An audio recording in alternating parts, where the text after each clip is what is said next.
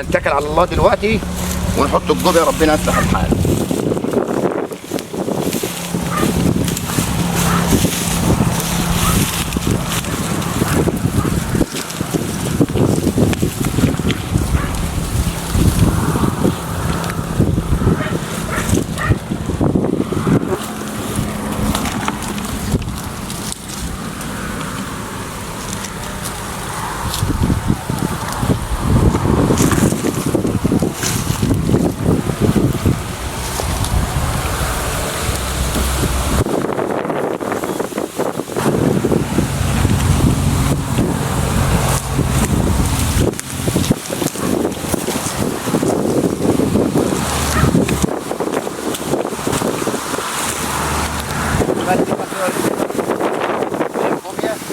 وحطيت فيها رغيف العيش كده ده ورد النيل اهو. ده ورد النيل علشان اغطي بالسلك بتاع الجوبيا علشان التعبان يامن ان هو يخش. ورد النيل ده طبعا الجوبيا كده في الميه.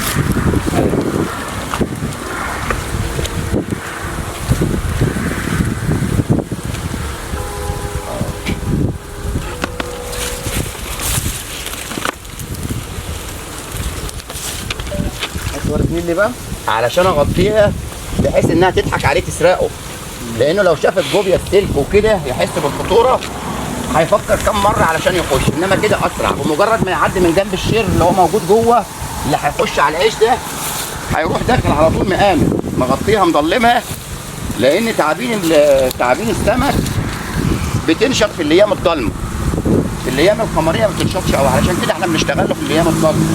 وكمان بفضيله بحيث ان الحته اللي بتاعتي تبقى معتمه ضلمه خالص زي ما حضرتك هتشوف. طبعا احنا مش هنطلعها دلوقتي، احنا الجوبيا هنطلعها بالليل.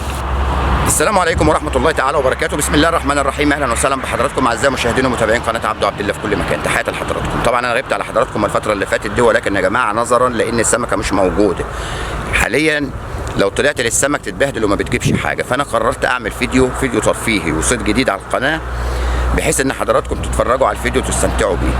انا قررت النهارده اصطاد بالجوبيا الجوابي. طبعا صيد التعابين السنه نازل مستهدف صيد التعبان. صيد تعبان السمك بننزل له بجوبيا معينه اسمها الجوبيا الشنشله، ضيقه الفتحات بتاعتها ضيقه، اسمها جوبيا احنا بنقول عليها هنا في البحيره شنشله. بتحط في الجوبيا ديت رغيف عيش. طيب رغيف عيش ليه؟ علشان خاطر يخش عليها كم من الشر.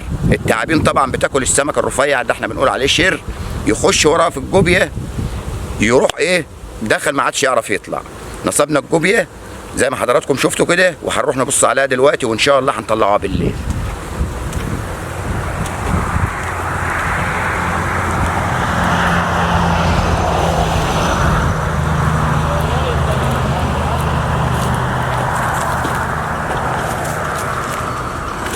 طبعا انا اخترت المكان ده للجوبيا ليه؟ المكان ديت هيبقى عكس اتجاه القمر، يعني لو بالليل جينا اتفرجنا هيبقى عكس اتجاه القمر، وكمان علشان عكس اتجاه القمر واكتر عشان نضمنها قدام ربنا. طبعا ده الارزاق بتاعت ربنا، بس اشتغل صح. رحت مضلم عليها بشويه ورد النيل اللي حضراتكم شايفينهم دول. ان شاء الله بامر احنا جايين نبص عليها دلوقتي نتاكد في اخر ضوء اللي هو وقت المغربيه دي، وان شاء الله بالليل بامر الله تعالى هنيجي نطلعها. لو ربنا صلح الحال ولقينا فيها رزق هتشوفوا حاجه جديده برضو على اليوتيوب، عشان يبقى الفيديو ترفيهي كامل. ان انا التعابين اللي هتطلع من هنا هشويها، يعني التعابين اللي هتطلع انا بايت هنا ان شاء الله. التعابين اللي هتطلع هنا هشويها بقى، هشويها بالنهار ويبقى الجو حلو قدام حضراتكم، ونقضي مع بعض فيديو كويس. ادعوا لنا يا جماعه وربنا يرزقنا من هنا علشان نشويها ان شاء الله ويبقى فيديو كويس.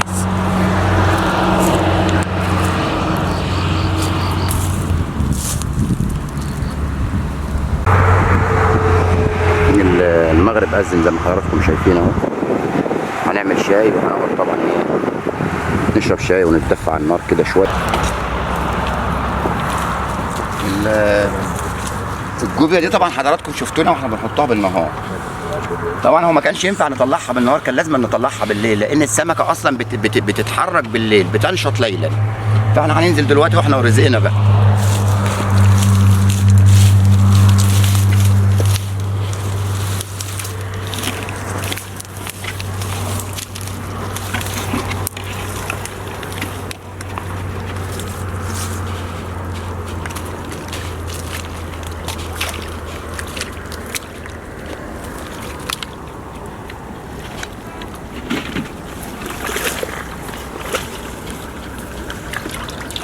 فيها سمكه اهي، فيها حنش اهو.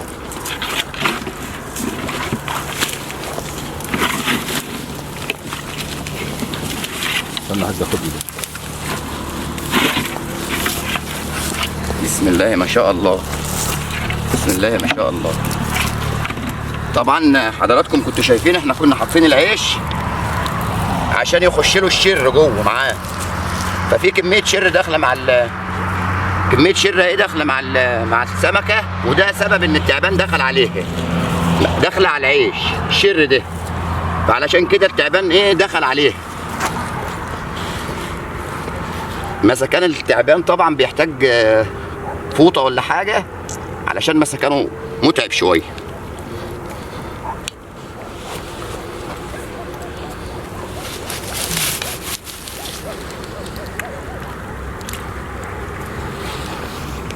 كانت فوطه يا محمد، فوطه بس. لا لا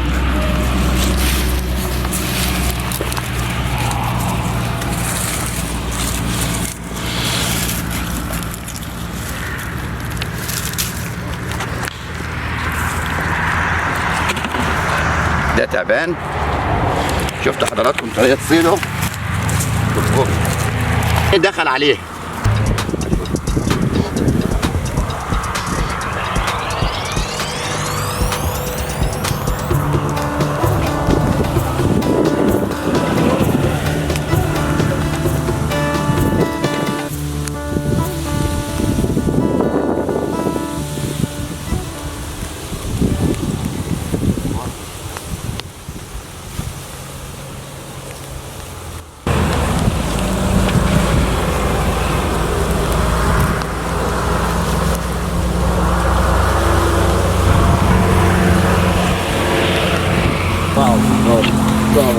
لا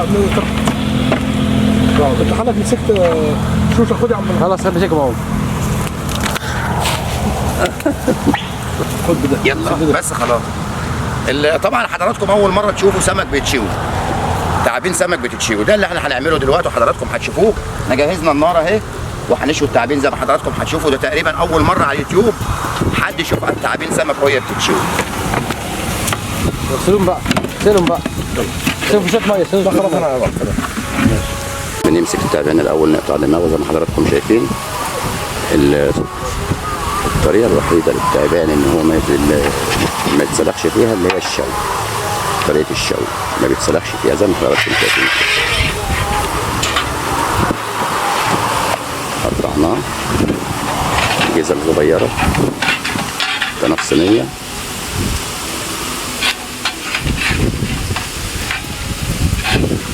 نضف زي ما حضراتكم شايفين كده.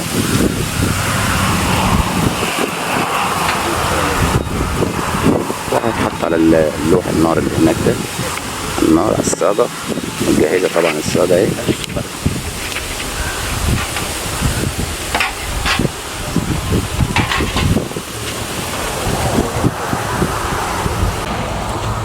ده كده حضراتكم شايفين طريقة تنظيفه.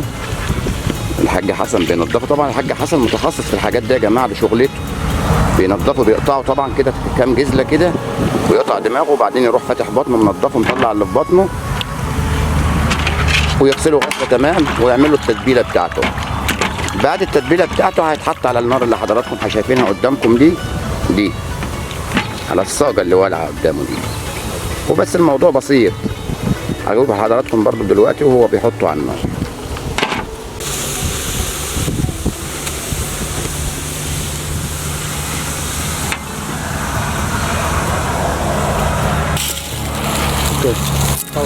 اللي حضرتك شايف كده احنا حطيناه على النار وولعنا، زودنا النار عليه شويه.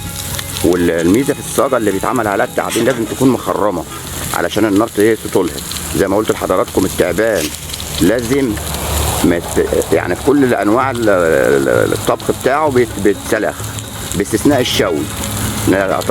قطعناه ونضفناه وغسلناه غسله تمام وتتبل واتحط على الصاجه زي ما حضراتكم شايفين كده. تقريبا بياخد تلت ساعه لان هو دهني، بياخد من تلت ساعه لنص ساعه ونص ساعه ل5 دقايق. ان شاء الله هجيبه لحضراتكم دلوقتي واحنا بناكله احنا حاولنا بقدر الامكان نوري حضراتكم عشان تبقى اول مره على اليوتيوب حد يعمل يطبخ تعبان الميه او حنش السمك.